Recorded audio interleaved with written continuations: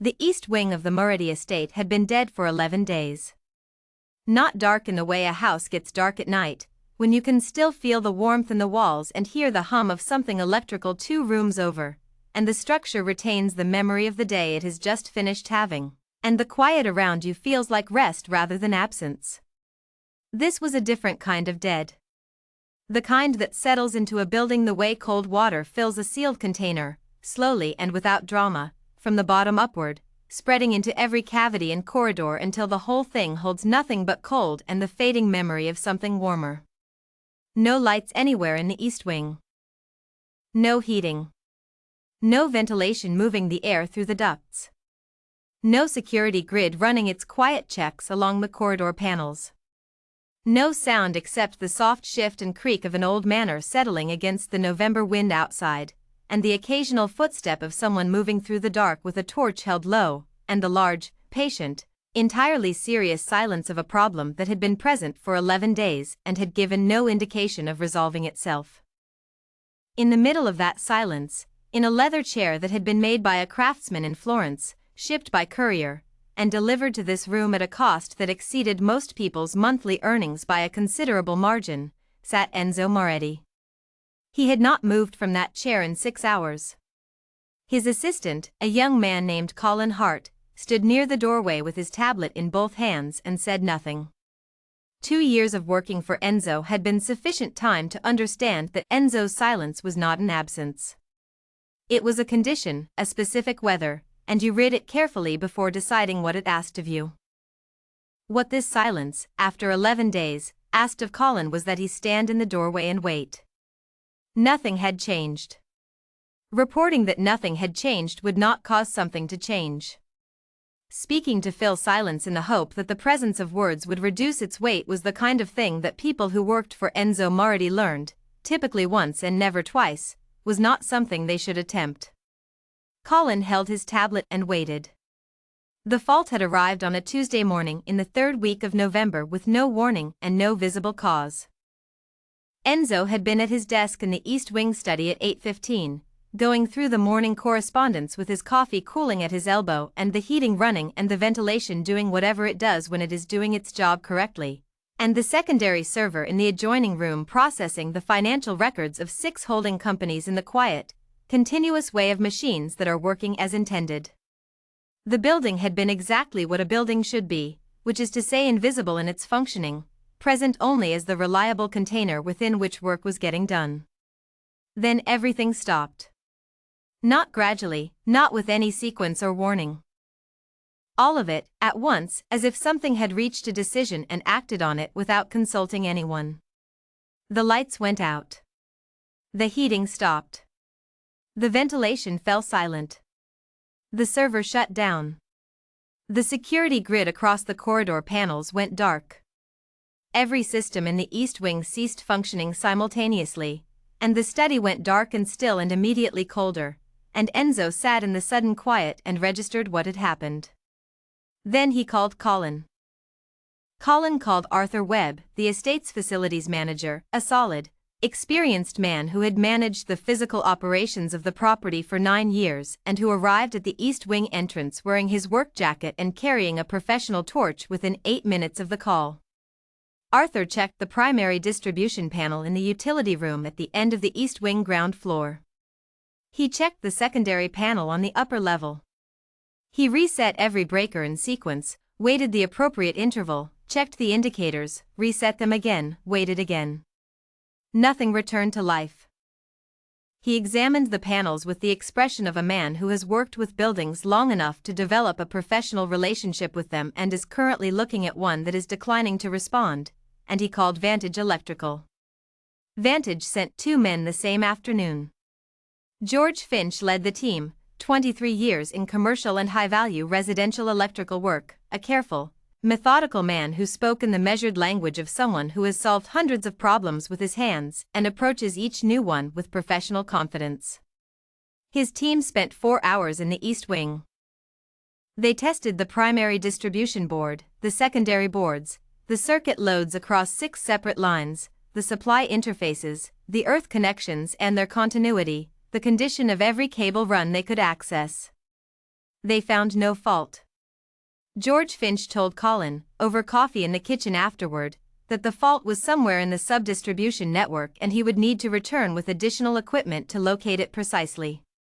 He would have a team back on site the following morning. They came back the following morning with the additional equipment. 5 more hours. George Finch told Colin, again over coffee, that every standard diagnostic available to him had failed to locate the fault. The problem was not presenting in any of the locations where this kind of fault typically presented. He had seen this before, occasionally, in buildings with mixed infrastructure, where original wiring coexisted alongside more recent updates in a way that sometimes produced behaviors neither system would produce independently. He recommended a specialist in legacy building electrical systems and provided a name by the end of the day. The specialist arrived on day 3. His name was Stuart Pierce.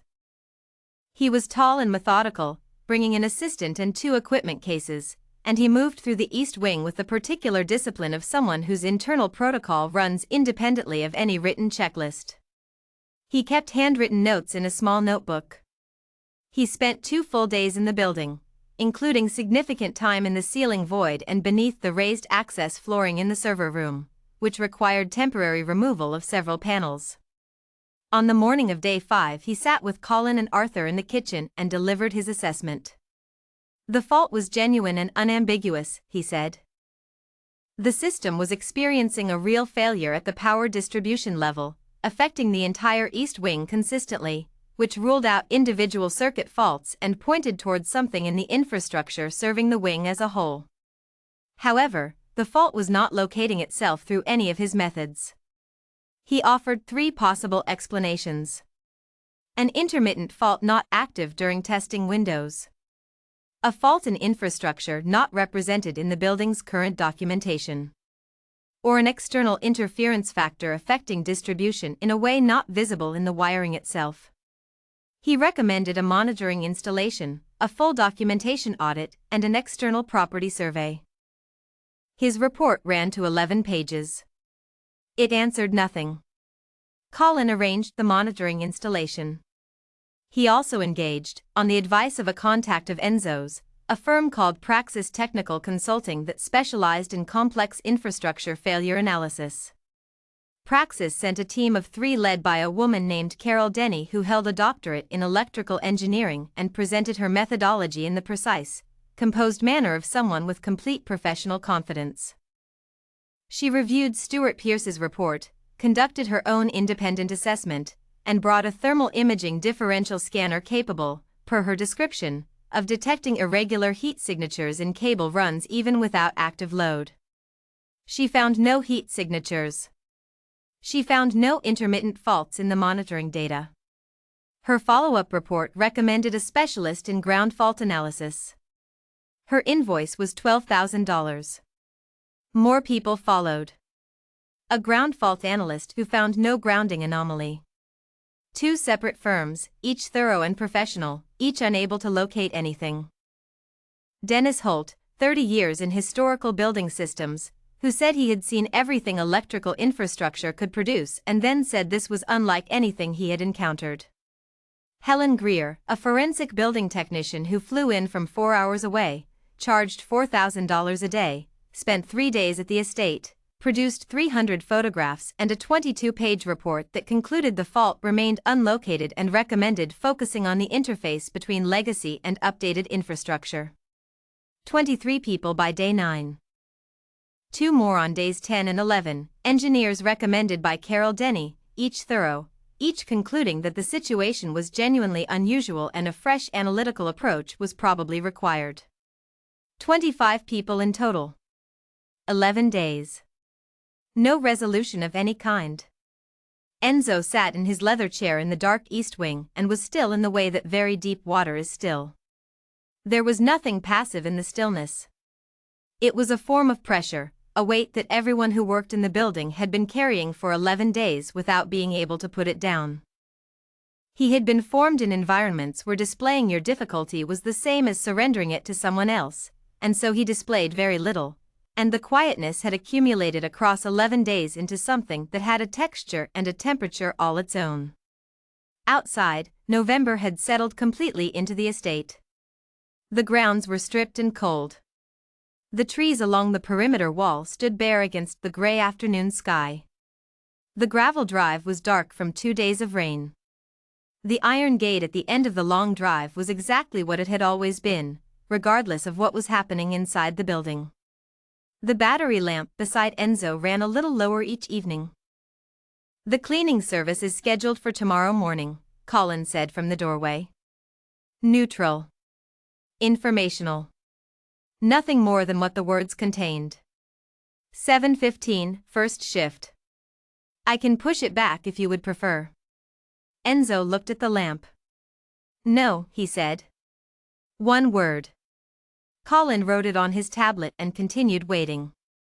The cleaning service would come in the morning and the east wing would still be dark and the morning would be exactly like the 11 mornings that had preceded it, with the fact of the problem unchanged and 25 experienced, professional, thorough people unable to locate it.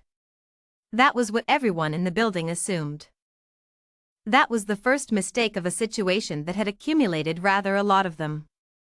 The estate had a particular quality in those 11 days that everyone who worked in it felt but nobody talked about. It was the quality of a place that is holding its breath. The kitchen staff moved more quietly than usual. The guards on the perimeter did their rounds with a precision that was slightly more deliberate than it needed to be. The various maintenance personnel who had been at the estate for years adjusted their routines without being asked, completing their work efficiently and then staying out of the way, because the way to navigate a place that is holding its breath is to make yourself as small and unobtrusive as possible and to contribute nothing additional to the weight of the situation. Arthur Webb had stopped giving Colin daily updates on the 4th day.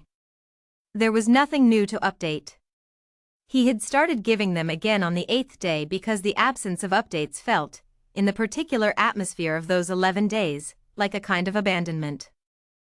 He sat in his office every morning and looked at the panel readouts from the main building systems and wrote a brief status note that said the West Wing and all main building systems remained fully operational, the East Wing remained offline, and no new developments were available to report. Colin read these notes and acknowledged them and filed them and nothing changed. Outside, November deepened into the estate grounds the way November deepens into old properties in the north, slowly and without drama, replacing the last of the autumn color with the particular gray-brown of bare trees and dead grass and stone walls that have stopped reflecting warmth because there is no warmth to reflect. Rosa Camacho arrived at the service entrance of the Murray estate at 7:14 on Wednesday morning, 1 minute early, the way she was almost always 1 minute early. Not as a performance. Not as a statement. She arrived 1 minute early because she had found, across 22 years of cleaning work, that the small, consistent habits that cost you nothing and communicate something true about how you approach your work are worth maintaining even when nobody is watching. Especially then. She was 44 years old. She had started cleaning houses when she was 22, shortly after her younger daughter was born, and the administrative position she had held for 3 years became impossible to continue at the hours it required. She had not planned for this work. Most people do not plan to clean houses. It is work that tends to arrive as the available option rather than the desired one. But she had found, once she had been doing it long enough to form an honest opinion, that it suited her in ways she had not predicted and that turned out to be durable. There was a completeness to it she respected. You arrived at a space. The space needed attention. You gave it attention. You left and the space was better than it had been when you arrived. This was a reliable outcome, and in a life that had contained various unreliable elements across its 44 years, she had found that reliable outcomes were worth considerably more than she had appreciated when she was young enough to take them for granted.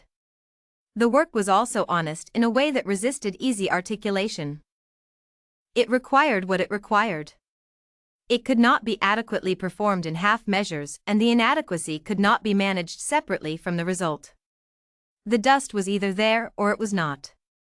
The surface was either clean or it was not. You could not improve the perception of the outcome without improving the outcome itself, which was a quality Rosa had found to be present in fewer things than she would have liked. She had worked in apartments near the edge of the city for the first several years, the kind of apartment blocks where the cleaning took longer than the rate quite justified, but the tenants were decent and paid consistently. Then in larger houses in the better neighborhoods. Then in properties that required a car to reach and had more rooms than any single family occupied, and permanent staff who had been there long enough to have developed their own internal social order that the families who employed them were largely unaware of. The Maid estate was the largest and most complex property she cleaned regularly, and she had been coming twice a week for 3 years, through 2 full winters and the seasons between them, in the same order of rooms, attending to each one with the same quality of care she brought to everything else. She knew the estate the way her body knew it. This was a different kind of knowledge from the kind that architects and engineers and consultants possess. They knew the building through documentation and measurement and professional analysis. They knew its systems and its load-bearing logic and its infrastructure as designed. Rosa knew it through repetition and touch and the accumulated familiarity of being in the same spaces regularly for a long enough time that the spaces stop being surprising and become simply known. She knew which floors showed footprints fastest after mopping and which took longer to dry in cold weather. She knew which window in the East Wing corridor developed condensation first in November and which one cleared last. She knew which rooms were used frequently and which were not from being told but from the quality of the disorder inside them, which is different between a room that is used every day and a room that is opened once a week. She knew the building across all its seasons and in all the particular states a building occupies across a year in ways that can only be known by someone who has been present in it consistently and attentively for long enough that the building has become familiar, rather than merely known. She also knew every cupboard on the property. Cupboards in large properties had a tendency to be invisible to everyone except the people responsible for cleaning them. They were not the space that owners or guests noticed when they walked through a well-maintained house. A neglected cupboard could go unremarked for a substantial period before becoming noticeable, and by the time it became noticeable it had usually also become considerably more work to correct than regular attention would have required.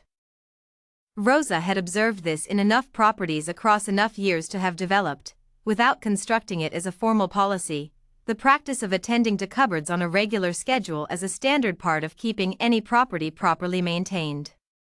You opened them. You looked at what was inside.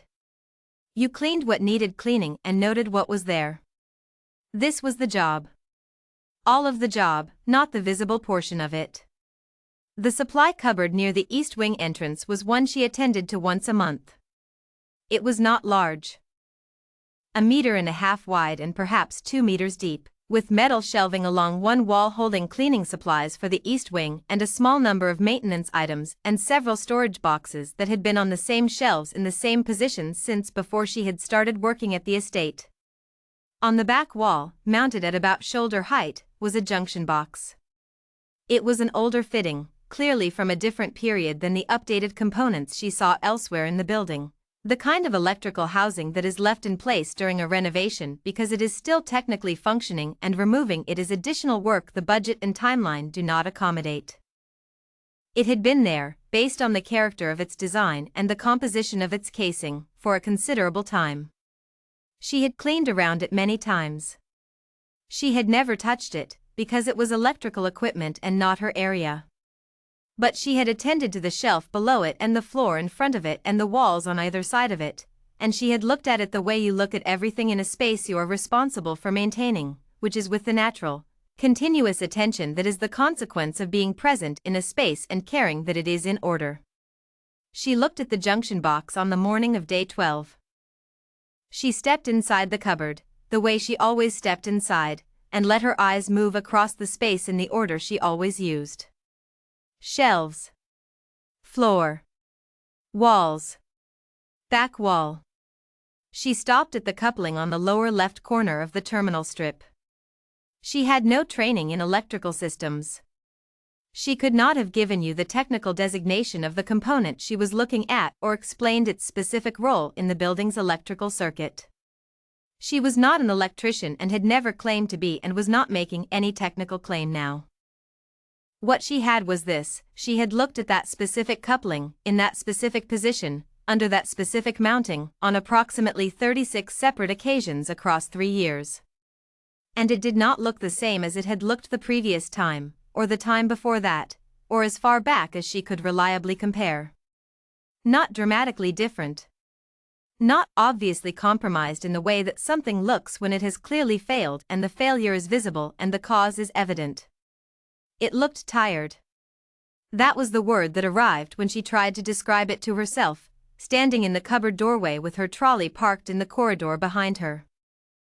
Tired the way that metal looks when something has been happening to it over a long period, gradually, without announcement, in the way that fatigue accumulates in materials the same way it accumulates in people, slowly and without visible sign until the day it becomes visible. She had seen that look before. In pipe fittings in old houses. In window hardware in buildings that had been partially renovated and partially left. In the small components that carry their loads quietly across years without drawing attention to themselves until the day they begin to look like they are finding it difficult. She stood in the doorway of the cupboard. She looked at the coupling. She looked at her trolley outside in the corridor. She thought about what she was looking at and what it might mean and whether it was connected to the East Wing problem. Because the entire estate knew about the East Wing problem in the way that everyone in a building knows about something that has changed the atmosphere of the whole place for 11 days. Even people who were not involved with it and who were never told anything directly knew about it from the particular quality of the silence in the halls and the look on the assistant's face and the careful way people moved through the darkened corridor toward the lit part of the building. She went to find Colin. She found him in the main corridor near the West Wing entrance, moving at the forward lean that had been his characteristic pace for 11 days. Tablet under his arm. Phone in his other hand. The expression of a man managing a situation that has gone on longer than management alone is sufficient to address. She said his name. He almost walked past her. He stopped. He turned. He looked at her with the polite, slightly distracted attention of a person who has been interrupted while their mind is occupied and is being courteous about it. She noticed that he did not know her name. 3 years twice a week and he did not know her name. This was not unusual and she did not hold it against him. She was on the cleaning list, not the staff list. The cleaning list was a different category. Yes, he said. There is something in the supply cupboard near the East Wing entrance, she said. I think someone should have a look at it. He looked at her uniform. At her cleaning gloves, pushed back over her wrists so she could use her hands properly while she was in the cupboard. At her trolley parked at the far end of the corridor. What kind of something, he asked. A coupling on the junction box in there, she said. It looks different from how it usually looks. I clean that cupboard every month. I have been cleaning it for 3 years. The coupling looks tired in a way it did not look before. The reasonable, polite, professionally measured response formed itself clearly in Colin's mind. He was a quick, intelligent person who had spent 2 years assessing information in a complex environment and he was good at it. 25 qualified professionals with decades of combined experience and tens of thousands of dollars of diagnostic equipment had been through the East Wing and none of them had found the fault. A cleaning staff member was telling him a coupling looked tired. The rational assessment of these 2 data points produced a clear conclusion about which was more likely to be significant. He did not speak the reasonable, polite response. There was something in the way she delivered the information that was different from how people sound when they are guessing. She was not presenting a theory. She was not offering something in the hope of being noticed. She was reporting what she had seen, flat and direct and without any apparent need for it to be received in any particular way. She had seen something. She had thought about it. She was telling the right person. That was the complete extent of what she was doing. And at 11 days in and 25 failures deep, the cupboard was worth opening. He followed her. He looked at the junction box. He looked at the coupling. He stood there for a moment looking at it and then he called Pete Okafor. Pete was the most recently arrived consultant on the East Wing problem, brought in 2 days earlier as a secondary assessor when the primary approaches had run out and the estate had decided that something different might be worth trying. He was 37 years old, 15 years in building electrical systems, currently in the small ground floor office working through a secondary assessment of the building's wiring documentation that had produced nothing new in 2 days. He picked up on the second ring. "Come to the supply cupboard near the east wing entrance," Colin said. "Now, please." Pete came. He looked at the coupling. He crouched down and took out his torch and held it close to the terminal strip and leaned in until his face was nearly at the surface of the junction box. He stayed there without moving for a long moment, with the focused stillness of a person who has found something and is making absolutely certain of it before saying anything about it. Then he said, quietly, in a voice directed more at himself than at anyone else, "How did nobody check this?"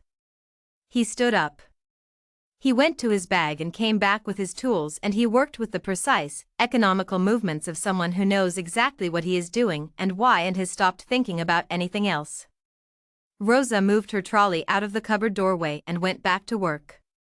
She cleaned the corridor outside while Pete worked inside. She attended to the skirting board along the wall, moved along to the next section, checked the window at the end of the corridor, worked the light fittings with the extension brush. She worked in her usual order, each surface in sequence, each one receiving the attention it required before she moved on. She heard Pete make a sound from inside the cupboard. Not quite a word. Something in the space between a sound of physical effort and a sound of confirmation. Then the lights came on. Every light in the east wing came on simultaneously. Not gradually. Not with a flicker or a tentative build. All at once, the way the wing had gone dark 11 days ago, with no warning and no ceremony, as if the building had simply decided to be what it was supposed to be and was doing so without consulting anyone. The overhead lights blazed in every corridor and every room and every stairwell at once. The ventilation hummed to life. The server in the adjoining room began its restart sequence. The heating clicked on and started addressing 11 days of cold. The security panels along the corridor wall lit up green, all of them, every single indicator, the full row of a system that has come back online and found everything where it belongs. Rosa kept wiping the skirting board. She finished the section. Moved the trolley. Started the next. Behind her, Pete's voice carried clearly down the newly lit corridor. "The east wing is fully operational," he said. The fault was a corroded coupling in a legacy junction box in the supply cupboard near the east wing entrance. The box is not included in the current building documentation. The coupling had degraded sufficiently to interrupt power distribution without producing a clear failure signal on standard diagnostic equipment. It was identified this morning by one of the cleaning staff. Rosa Camacho. She cleans this cupboard on a monthly schedule. She has been doing so for 3 years. She recognized that the coupling's appearance had changed from her previous visits and she reported it. A pause. 60 seconds, Pete said. Once I had the right component in front of me. 60 seconds. Rosa moved on to the next window. She had a full shift still ahead of her. She was going to get through it properly. Pete Okafor stood in the supply cupboard doorway for a long time after he put his phone away. He was holding the old coupling in his palm, turning it slowly. Small. Most things that bring large systems down are small. Most of the significant things in any system are small. This one was approximately 5 centimeters in length, a copper alloy composite fitting from the period in which the junction box had been installed. Based on the box's design language and the character of its construction, that period was between 25 and 35 years ago.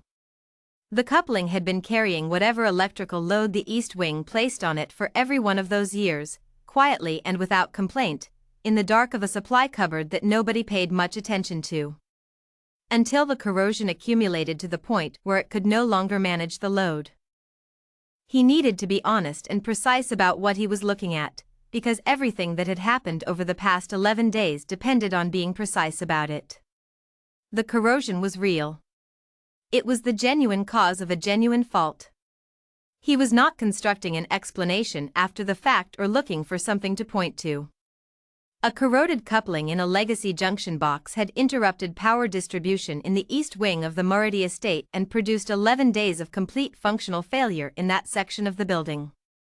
That was the true and accurate account. But the corrosion was subtle.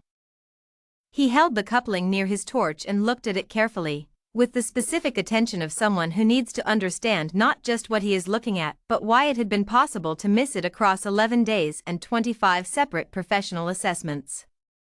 The corrosion had developed in an enclosed space with slightly elevated ambient humidity over a long period of time.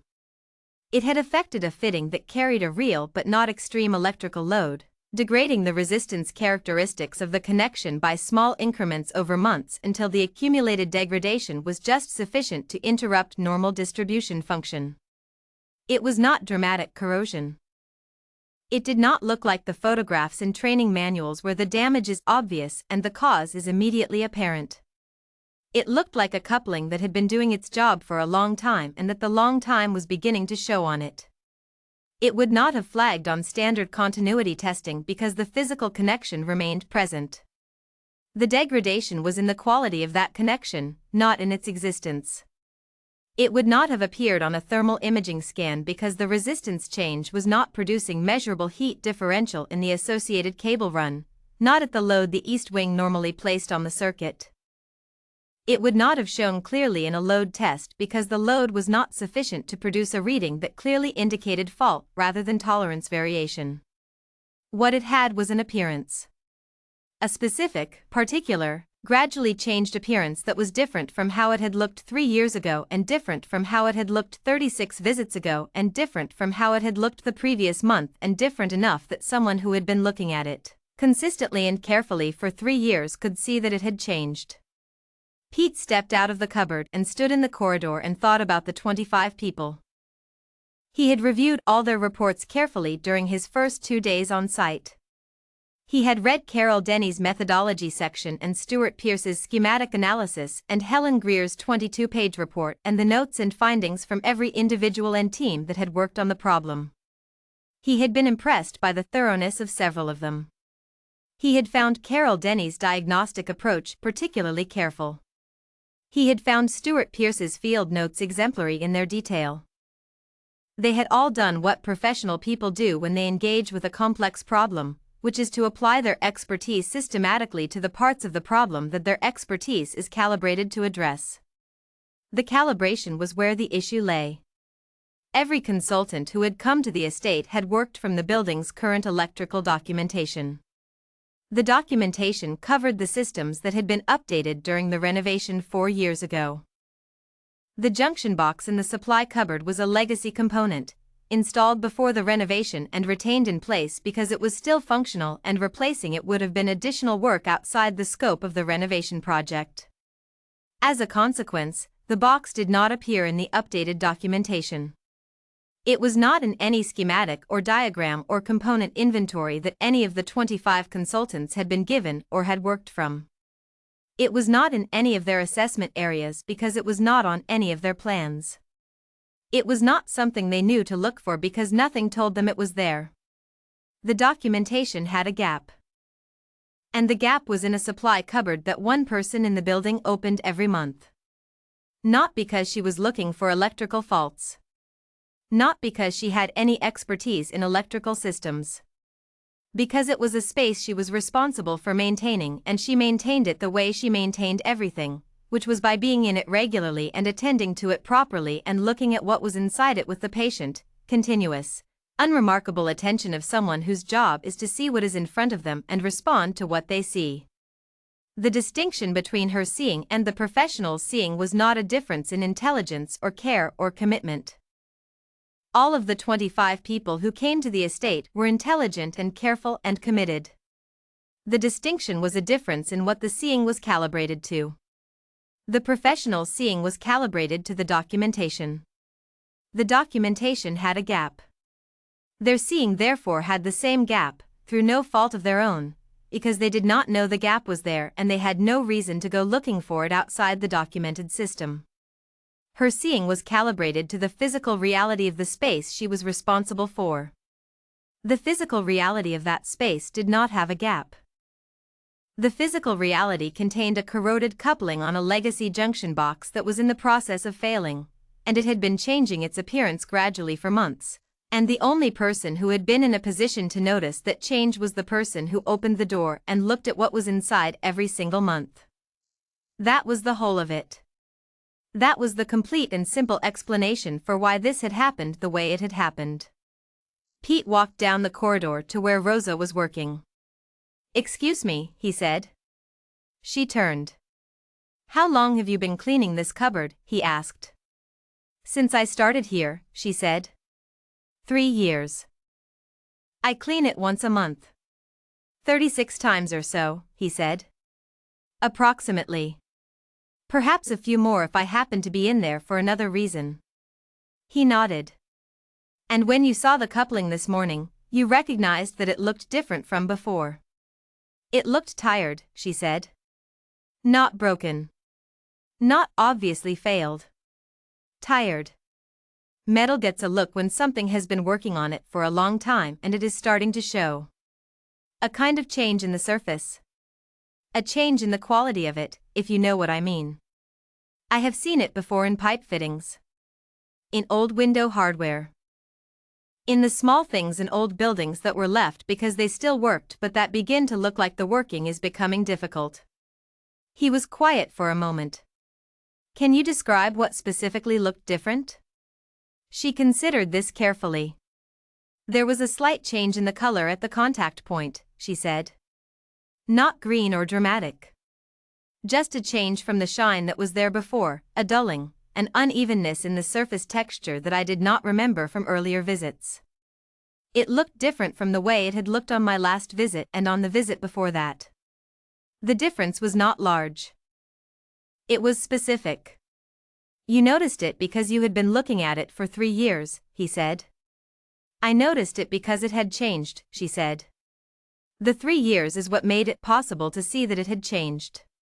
If I had only been in that cupboard once, I would not have known what it was supposed to look like."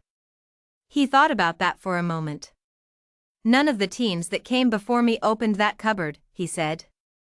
"It was not in the building documentation. It was not part of any of their assessment areas. The box was a legacy component from before the renovation and it was not included in the updated electrical records. They were all working from those records." She nodded slowly. "I thought something like that must be the case when the lights came on. You found in one morning what 25 qualified people with professional equipment could not find in 11 days, he said. She looked at him with the direct, uncomplicated gaze of someone who is not particularly interested in being managed in any direction, either downward toward false modesty or upward toward significance. "I noticed a coupling that looked different and I told the right person," she said. "That is all. The looking is what I have been doing every month for 3 years. The noticing is what comes from the looking. The telling is what you do when you have noticed something that seems worth noticing. There is nothing complicated about any of that. Most people would not have mentioned it," he said. "They would have assumed someone else had already checked it. They would have assumed it was outside their area or too minor to bring up." She thought about this. "Most people cleaning that cupboard would not have been doing it for 3 years, she said. The 3 years is the thing. You do not know what is different about something unless you know what it looked like before. I knew what it looked like before because I had been looking at it every month. If someone else had been doing the cleaning there, and if they had been paying attention the way I try to pay attention, they would have noticed too. Eventually. The noticing belongs to the looking, not to me specifically." He was quiet for another moment. "You saved this building 11 more days of darkness at minimum," he said. "And probably a great deal more than that." She turned back to the window. "The lights are on," she said. "That is what matters." He stood in the corridor for another long moment, watching her work. He thought about expertise and familiarity and the particular quality of knowledge that comes from being in the same place consistently enough and attentively enough that the place becomes genuinely known rather than merely documented. He thought about the assumption that the people best positioned to understand a problem are always the people with the most relevant professional credentials. He thought about all the things that assumption gets right and all the things it gets wrong and the particular, expensive way it had gotten things wrong here. He went back to the supply cupboard and sat down on the floor with his notebook. The report he wrote was short. The situation was not complicated once it was understood, and adding length to the account would not add honesty to it.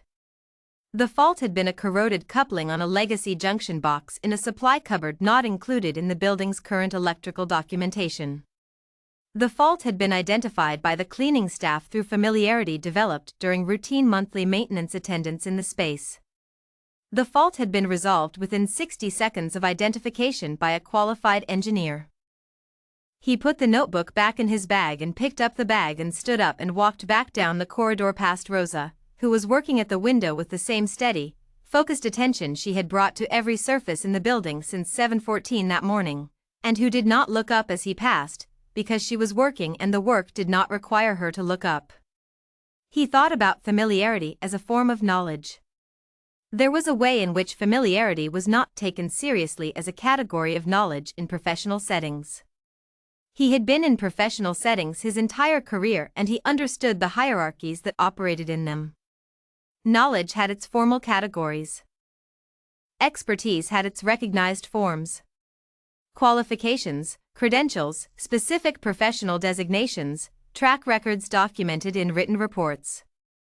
These were the things that put you on the approved contractor list. These were the things that got you called in when a large estate needed its problem solved. Familiarity did not have a formal category. It did not have a designation or a credential or a way of being documented in a report.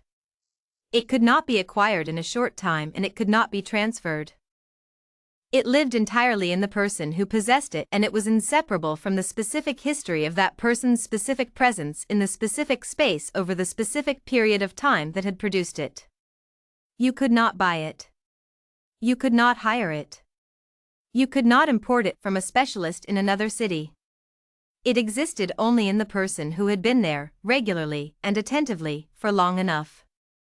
He had been in the building for 2 days before Rosa Camacho came to Colin with her report. 2 days of working from the documentation that had been prepared for him, the documentation that included everything the renovation had updated and nothing it had left in place because it was still working. He had been thorough within the scope of what the documentation defined. He was confident of that. If the documentation had been complete, his assessment would have been complete. But the documentation had a gap, and because the documentation had a gap, his assessment had the same gap, and he had not known the gap was there because the documentation did not know the gap was there either. She had known.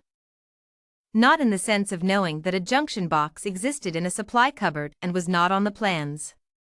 She had not known that. She had known, in the embodied, physical, non-transferable way that familiarity produces its knowledge, that a specific object in a specific place that she had looked at regularly for 3 years looked different on a specific morning than it had looked on the previous 30-something mornings she had been there. That was all she had known. That was enough. He thought about the professional reports he had read. Stuart Pearce had correctly identified that a fault in infrastructure not fully represented in the building's documentation was one of 3 possible explanations for the anomalous behavior of the system. He had written it plainly in his 11-page report on day 5. The recommendation to conduct a full documentation audit had been part of his advice. The audit had not been prioritized. It had been noted as a recommendation and placed behind the other recommendations, the monitoring installation and the external survey, because it felt like a longer-term administrative task rather than an immediate diagnostic intervention. In hindsight, if the audit had been conducted immediately and thoroughly, if the supply cupboard had been physically checked against the documentation on day 5 and found to contain a junction box not in the records, the fault might have been found then. But even then, finding the box would not necessarily have meant recognizing the coupling as the fault. It would have required someone to examine the box carefully, and to know what they were looking for, and to test the coupling's resistance characteristics and compare them against the expected values for a coupling of that type and age and load profile. Or it would have required someone who had been looking at that coupling every month for 3 years to say that it looked different. The two routes to the same answer were, he thought, instructive in different ways. The professional route required knowledge of what to look for, applied to a component that had first been identified as existing. The route that had actually worked required no knowledge of what to look for, only knowledge of what had changed, applied to a component that had been part of the regular experience of a space for a sufficient period of time. Both routes were legitimate. Only one of them had worked. He thought about what it would mean to take familiarity seriously as a professional resource. Not to replace expertise with it. Expertise was still necessary. He had been necessary. Without someone who understood what the corroded coupling meant and how to replace it, Rosa's observation would have been noted and perhaps assessed and perhaps acted upon, but not necessarily in time and not necessarily correctly. The expertise and the familiarity together had produced the result. Neither alone would have been sufficient. But they had not been treated as equal contributors. The expertise had been on the approved contractor list. The familiarity had been on the cleaning list.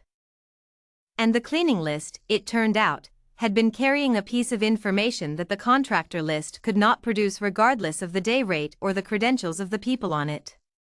He made a note at the bottom of his report. It was not part of the formal finding. It was a personal note in the margin, the kind he sometimes added when he wanted to remember something. It said, she had been looking at it long enough to know what it looked like when it changed. He would think about that note for a long time after he left the estate. Enzo Moretti was at the desk in the main study when his phone rang. He had moved to the study that morning because the battery lamp beside his chair in the east wing had reached the point where what it produced was more of a reminder of light than an actual source of it. He had not wanted to watch it fail. One more small failure in a situation that had produced enough of them was not something he was prepared to observe. The study was on the west wing supply, which had been unaffected throughout the 11 days, and so the desk lamp and the overhead light both worked and the heating ran and the room was what a room in a functioning building is supposed to be, simply present and functional and requiring no thought. He had been sitting at the desk going through the papers that had accumulated across 11 days with the divided attention of a man whose hands are occupied and whose mind is elsewhere. His phone rang. He answered. "The East Wing is operational," Colin said. Enzo sat still for a moment and let the sentence arrive properly. There are sentences that need to arrive properly, and this was one of them. "How?" he said. Pete Okafor confirmed the fault and resolved it, Colin said. He was directed to it by one of the cleaning staff. A woman named Rosa Camacho. She has been cleaning the estate for 3 years, twice a week. This morning, during her regular work, she noticed that a coupling on a junction box in the supply cupboard near the east wing entrance looked different from how it had appeared on her previous visits. She has been cleaning that cupboard on a monthly schedule for 3 years. She came to me this morning to report it. I called Pete. He assessed the coupling, confirmed the fault, and replaced it. Enzo said nothing. The junction box is a legacy component, Colin continued. It was installed before the renovation and left in place when the building's electrical systems were updated. It was not included in the updated documentation. None of the consultants or engineers who came over the past 11 days had any record of it in the schematics or plans they were working from. It was not in any of their assessment areas. It was in a supply cupboard that was not on any of their diagrams and that nobody on any of the assessment teams opened. Silence. Rosa Camacho had been opening it every month for 3 years, Colin said.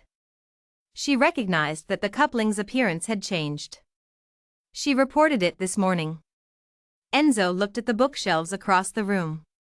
He looked at the window behind them through which the November grounds were visible. He looked at the bare trees and the wet gravel drive and the iron gate at the end of the long approach and the grey sky above all of it. He looked at these things the way you look at things when the part of your mind that normally processes them is occupied with something else entirely. He thought about 25 people. He thought about them carefully, individually, the way you think about things when you are trying to be honest with yourself about what happened. He had engaged each of them because they were qualified and well regarded, and because each one, at the moment they arrived, represented the best available option for resolving the problem. He had not taken shortcuts. He had not sought cheap solutions. He had paid for proper expertise and proper equipment and proper professional methodology. He had done everything that a person in his position does when a complex technical problem has resisted initial resolution. He had spent 11 days and a considerable sum of money, and the answer had been found this morning by a woman who cleaned a cupboard once a month because it was her job to keep the cupboard in order. He thought about the space between expertise and familiarity. He had always understood expertise. He knew what it was and what it cost and what it produced and how to deploy it and when to trust it. He had built much of what he had by understanding expertise well. But expertise, he was understanding now in the particular way that understanding arrives when it has been paid for at significant cost, is a form of seeing that is bounded by what it has been trained to look at. You see what you have been trained to see. You look at what the documentation tells you to look at. And if the documentation has a gap, and if the gap is in a supply cupboard, and if the supply cupboard is not on any of your plans, then you do not open the supply cupboard. Unless the supply cupboard is what you are there to clean. He thought about what it meant to be responsible for a space. Not responsible for it in the sense of owning it or managing it or being accountable for its operation. Responsible for it in the older, more physical sense of the word, the sense that means you open the door and you look at what is inside and you attend to it and you know what is supposed to be there and you notice when something changes. That was a form of relationship with a space that produced a form of knowledge that no amount of professional expertise could substitute for, because the expertise needed to be present in the space to do its work, and it had not been told to be present in this particular space. But she had been. Every month. For 3 years. Double her rate, he said. From this week. Immediately, Colin said. And get the building documentation reviewed. I want a full physical survey of the entire estate, every room, every space, every component, cross-referenced against what is in the current records. I want an accurate account of what is actually present in this building. I will have it arranged by the end of the day. Colin. Yes. Remove all 25 from our approved contractor list. All of them. A brief pause. Done. Keep Pete Okafor. He handled the resolution properly once he had the right information. Yes. Enzo ended the call. He sat at his desk for another moment, very still. Then he put the phone down and stood up and walked out of the study and down the main corridor toward the east wing, because some facts need to be confirmed with your own body rather than over the telephone. He had spent 11 days in the dark of that wing, and he needed to walk through it with the lights on and feel it working and know it was real. He turned the corner into the east wing corridor. The lights were on. He stopped. He stood in the entrance to the corridor and looked at the lit space ahead of him. The overhead lights burning steadily. The green row of security panel indicators. The warm air from the ventilation points. The ordinary, complete, operational reality of a wing that had been dark and broken for 11 days and was now simply what it had always been, as if the 11 days were a condition it had passed through and was now done with. At the far end of the corridor, a woman was cleaning a window. Her back was to him. Her trolley was beside her. She was working with a quality of steady, unhurried attention that was not being produced for anyone's benefit because she did not know anyone was there. This was simply how she worked. The same quality on this window that she had brought to the window before it and would bring to the window after it, whether anyone was watching or not. She was working the way someone works when the work itself is the standard they are measuring against, and the measurement has nothing to do with who can see them. Enzo stood in the entrance to the east wing and had nothing. No command formed itself. No instruction arrived. No natural next step presented itself in the way that next steps had been presenting themselves to him for his entire adult life, in situations considerably more complicated and more serious than a building fault. He was a man who always knew what came next and always knew how to say it, and what this moment asked of him was simply to stand where he was and understand something completely, because understanding it partially would not be the same as understanding it. He thought about what it means to know a building. The architects who designed it knew it through plans and measurements and structural logic. The engineers who assessed it knew it through documentation and diagnostic methodology and professional frameworks. He knew it through ownership and responsibility and the particular concern of someone who relies on it functioning correctly. And she knew it through 3 years of being physically present in it twice a week, opening every space she was responsible for, looking at what was inside, cleaning what needed to be cleaned, and seeing what was in front of her with the patient, accumulated, entirely unassuming attention of someone whose job is simply to see what is there and respond to what she sees. She had been in the building all along. She had been, in the most literal and specific sense, more familiar with the physical reality of the building than anyone who had been paid to understand it. And no one had thought to ask her anything because she was not on the consultant list. She was on the cleaning list. The cleaning list, apparently, was a different kind of knowing. Rosa Camacho finished the window. She checked the ledge. She did not look back. She moved her trolley to the next position and began on the next window. Enzo turned and walked back down the corridor to the main building. He had a day's work waiting for him and he had been away from it for 11 days. He did not say anything to anyone about what he had seen in the East Wing corridor. She had been doing it every week for 3 years without anyone knowing she was doing it in the sense of knowing that produced any particular response or attention. She had been there, twice a week, every week, opening every space she was responsible for and looking at what was inside it and attending to it with the same quality of care she apparently brought to everything she did, and nobody in the building had thought to ask her anything about any of it, because she was on the cleaning list and the cleaning list was not the kind of list where you went looking for technical insight about infrastructure problems. He thought about the approved contractor list. He thought about what it meant that 25 people had been on the approved contractor list and 1 woman with a cleaning trolley had been on the cleaning list, and the one with the cleaning trolley had found the thing that the 25 had not found, and the reason she had found it was not expertise and was not equipment and was not a specialized credential of any kind. It was familiarity. It was presence. It was the accumulated, embodied knowledge that comes from being in the same space, attending to the same things, giving them the same careful, consistent, unremarkable attention, month after month for long enough that you know what they are supposed to look like and you see when they look different. He thought about the systems that had been built, in this estate and in countless places like it, to ensure that problems got resolved. The approved contractor lists. The diagnostic protocols. The professional frameworks and the expensive equipment and the specialist reports. These systems were not wrong. They produced real value. They had found and resolved real problems in the past and they would continue to do so. He was not sitting in the entrance to the East Wing having concluded that expertise was worthless or that professional systems were failures. They were not failures. They were necessary. But they had a gap. The gap was not in any particular person's knowledge or any particular firm's methodology. The gap was structural. It was in the assumption that the most valuable knowledge about a building was the knowledge that was documented and certified and held by the people on the approved lists. This assumption produced a system that invested heavily in documented, certified knowledge and invested very little in undocumented, uncertified knowledge. And the undocumented, uncertified knowledge, it turned out, had known where the fault was all along.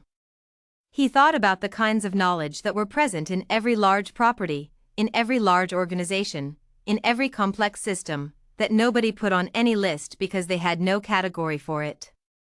The knowledge that accumulates in the hands and eyes of the people who attend to a space day after day, year after year, who open the cupboards and clean the corridors and maintain the surfaces and notice when the surfaces are different. The knowledge that has no credential and no certification and no professional designation and no invoice attached to it, but that is, in the specific cases where it is the knowledge that matters, the only knowledge that is actually adequate to the task.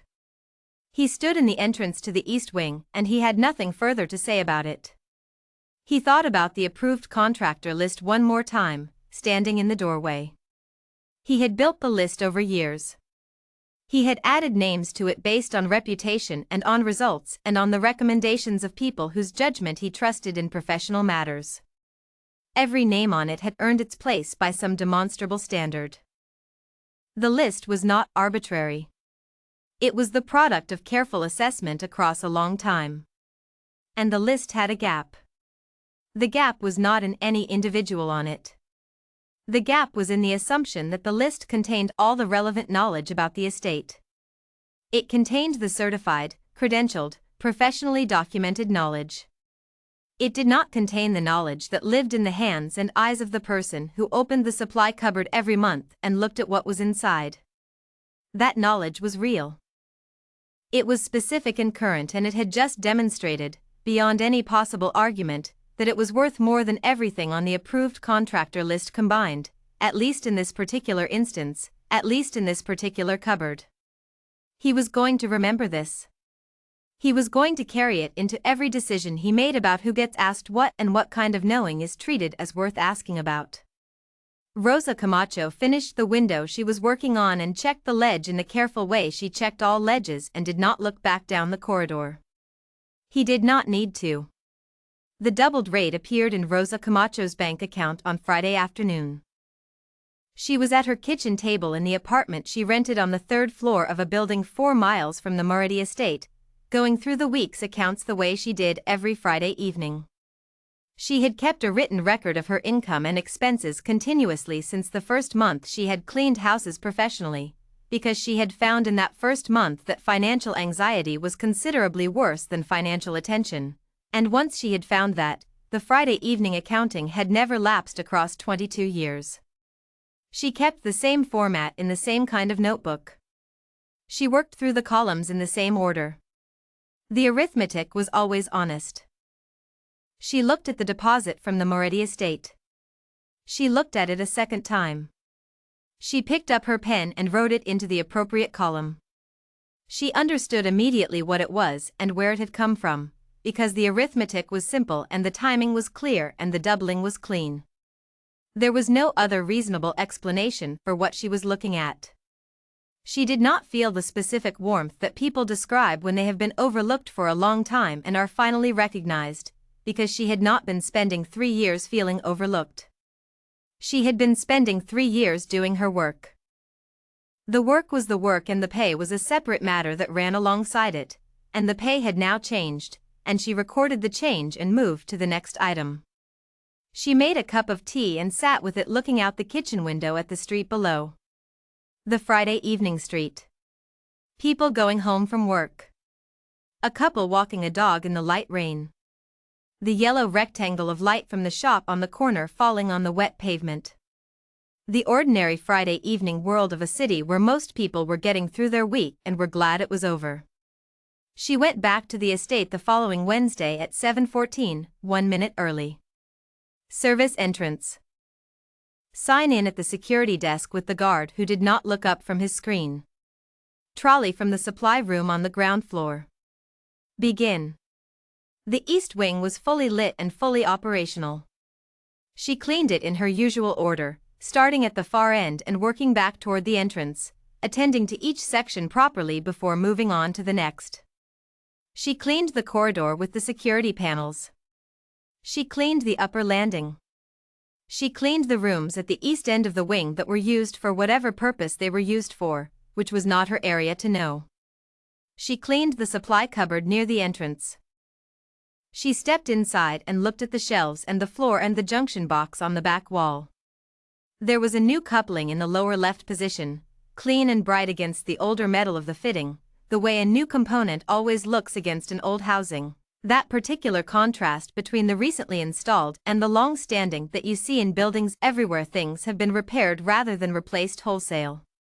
She looked at it with the brief, quiet acknowledgement of something that had been fixed properly, and then she cleaned the cupboard and moved on to the next area. Colin passed her in the corridor at 9:15. He said good morning and she said good morning and he nodded and kept walking toward the East Wing office. That was the extent of it. She did not see Enzo Moretti that day. She had not expected to. In the weeks and months that followed, a number of things changed at the estate that she became aware of in the way that building staff become aware of changes in the properties where they work, through altered routines and small observable differences rather than through direct communication.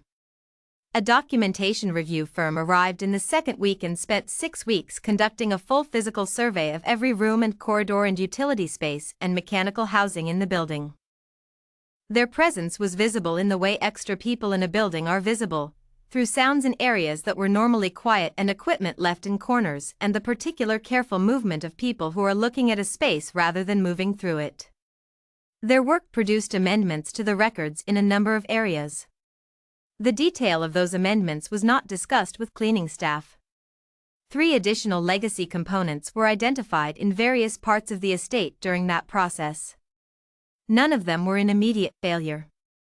All of them were the kind of thing that becomes a significant problem if left unaddressed for long enough. They were all replaced within the following month as part of a planned maintenance program that Arthur Webb coordinated before his retirement the following spring. Pete Okafor became a regular fixture at the estate, arriving quarterly with his bag and his notebook to conduct assessments that Rosa observed over subsequent months now extended into areas that had previously been outside professional attention, including supply cupboards and storage rooms and the smaller utility spaces that cleaning staff knew better than anyone else in the building.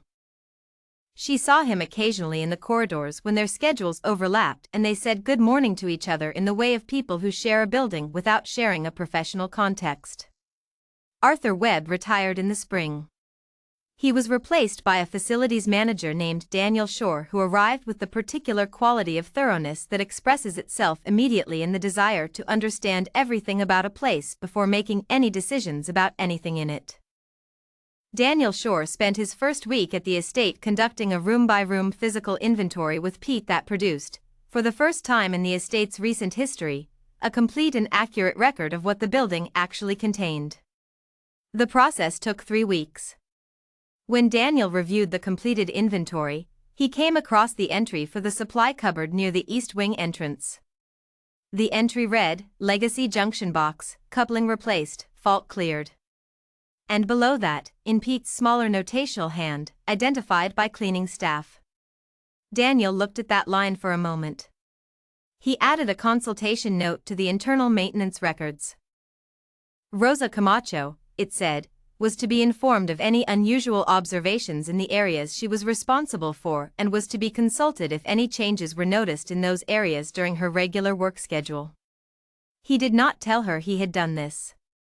It was an administrative note, an internal record. But it was there, and it meant something that small administrative notes occasionally mean, which is that knowledge that had previously existed only in a person's hands and eyes had been formally placed into the record of the building's management as a legitimate form of expertise, and its source had been formally acknowledged as a legitimate source. Rosa never knew about the note. It would not have changed how she did her work if she had known. She continued at the estate for 4 more years. In the first of those 4 years she noticed a hairline fracture in the housing of a water pipe fitting in the basement corridor, visible as a faint surface discoloration that she became aware of gradually across 3 consecutive monthly passes of that area before it was specific enough in her mind to describe with any confidence. She mentioned it to Arthur Webb, who was still in post at that time. He arranged for a plumber to assess it. The fitting was confirmed as a stress fracture in early development, assessed as likely to become a significant leak within 12 to 18 months if not addressed. It was replaced.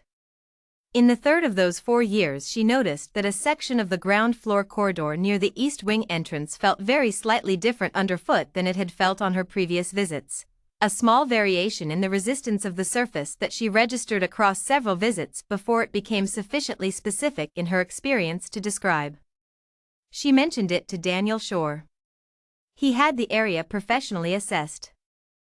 A section of the subfloor had developed a moisture intrusion problem that was beginning to affect the structural layer above it.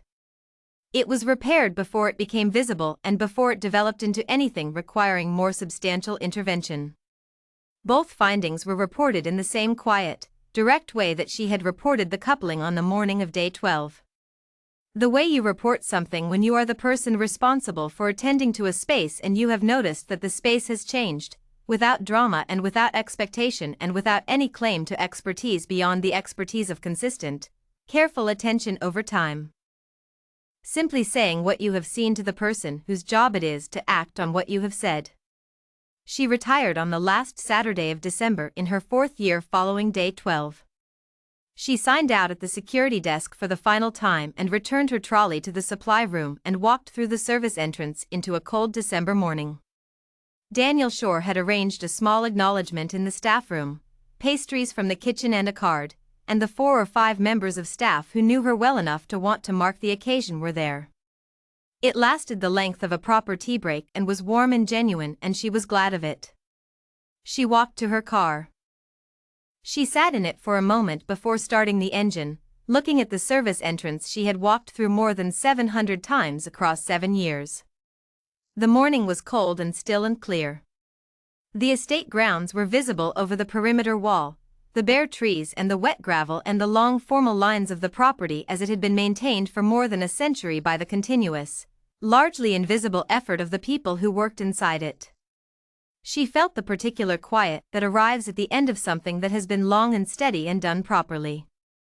Not triumph. Not relief. Simply the quiet, which is its own thing, and one of the better things available. She started the car. She drove home. The estate continued without her the way estates continue, with the next cleaning staff member learning the building in the slow, physical way that buildings are learned when you attend to them with consistent care, which is slowly and over more time than you can plan for at the start. The documentation was accurate now. The legacy components were accounted for. The maintenance protocols reached into spaces that had previously been invisible to the professional record. The building was better known than it had been before, by more people, in more ways, and the knowing had been arrived at in part through understanding that the cleaning list and the consultant list were not 2 separate categories of knowledge but 2 different kinds of knowledge about the same building, and that the building was better understood when both were taken seriously. In the estate office, in a filing drawer that nobody opened anymore, a folder held 22 pages of comprehensive assessment and 11 pages of specialist analysis and a stack of invoices totaling a sum that had never been spoken aloud in any meeting about the East Wing problem. The consultants who produced those documents had been professional and careful and had applied their expertise in good faith to the information they had been given. That was the honest account of them. They had been given incomplete information because the building's documentation was incomplete, and they had worked from what they had been given, which was everything they had been given and which was not everything the building contained. The corroded coupling that Rosa Camacho had identified from her cleaning trolley on the morning of day 12 had cost $11.40 to replace. The cost of the 11 days it had taken to find it was a different kind of arithmetic. The kind that does not appear on any invoice and has no formal line item and is never totaled in a meeting. It is the arithmetic of what is missed when the frame of looking is bounded by the plan rather than the building, when expertise and documentation are assumed to be the same thing as presence and familiarity, when the category of useful knowledge is assumed to stop at the edge of professional credentials. There is a lesson in the distance between those assumptions and what actually happened in the East Wing of the Maid estate, and it is not a complicated lesson, though it is one that large organizations and expensive consultants and people accustomed to paying for knowledge in proportion to the impressiveness of its credentials find consistently difficult to apply. The lesson is that some kinds of knowledge can only be acquired by being in the same place, looking at the same things, giving them the same careful attention, on a regular basis across a long enough period that what is normal becomes genuinely known and what is different becomes genuinely visible. You cannot hire that knowledge by the day. You cannot import it from another city or find it in a 22-page report. It lives in the hands and eyes of the person who has been present in the space consistently enough and attentively enough for long enough that the space has become theirs in the particular way that things become yours when you are responsible for them and you take that responsibility seriously. Rosa Camacho opened a cupboard. She had been opening it for 3 years. She saw what was different. She said so to the right person. The lights came on. That is the complete and unembellished account of what happened, and it needs nothing added to it, because it contains everything that matters already. A space that was attended to regularly and carefully by someone whose job was to attend to it. A change that was visible only because the person looking had been looking long enough to know what the thing had looked like before. A piece of information passed to the person who could act on it, in plain language, without drama. 60 seconds. The lights came on. The east wing of the Maid estate ran without fault from that Wednesday morning onward and continued to do so for all the years that followed, warm and lit and operational, exactly as it had been built to be, attended to and maintained and properly known at last by the people responsible for it. The years after Rosa retired were not years in which anyone at the estate discussed what had happened on day 12 of the east wing fault. It was not a story that circulated in the staff room or that Daniel Shore told new arrivals as an example of how the estate approached maintenance. It existed in the records, in Pete Okafor's brief report and the consultation note in the maintenance log, and in the way the building's management had quietly changed as a consequence of it, but it was not a story that anyone told out loud. This was not unusual. The stories that actually change how things are done often do not circulate as stories. They change the procedures and the documentation and the list of who is called and what spaces are checked, and the change is real and the change persists, but the story behind the change fades into the routine it produced and becomes invisible in the way that all origins become invisible once the thing they originated has been running long enough to feel like it has always been that way. The supply cupboard near the east wing entrance was included in the quarterly electrical assessment after Pete Okafor was retained. The legacy junction box inside it was checked at each visit and noted as functioning correctly, and the check was noted in the records, and the records were filed with the building's maintenance documentation, and the documentation was accurate now in a way it had not been before, which was a difference that would not produce a dramatic story but that would, over the years, prevent the kind of problem that dramatic stories are made from. The 3 additional legacy components identified during the documentation review were all in spaces that had also been on Rosa's cleaning schedule. Daniel Shore noted this during the review process and mentioned it to Pete Okafor, who was not surprised by it. The spaces that get cleaned regularly are the spaces that get attended to, Pete said. The attention is what creates the opportunity to notice. It is a straightforward relationship once you see it, though it is easy not to see it when you are used to looking for knowledge only in places that have been officially designated as places where knowledge lives. Daniel Shore wrote that down. He thought about it occasionally in the years following, in the context of how buildings are managed and who is asked what and whose familiarity is treated as a resource versus whose familiarity is treated as invisible background to the professional work happening around them. He did not develop it into a formal principle or a policy document. It remained, for him, a thought held alongside the daily practical work of managing a large estate, a thought that informed how he asked questions and who he asked them to and what he was willing to take seriously when someone on the cleaning list said that something looked different from how it usually looked. Which was, in the end, the only thing any building has ever asked of the people inside it. The only thing any space asks of us. To be present in it. To see what it contains. And to say something when something changes.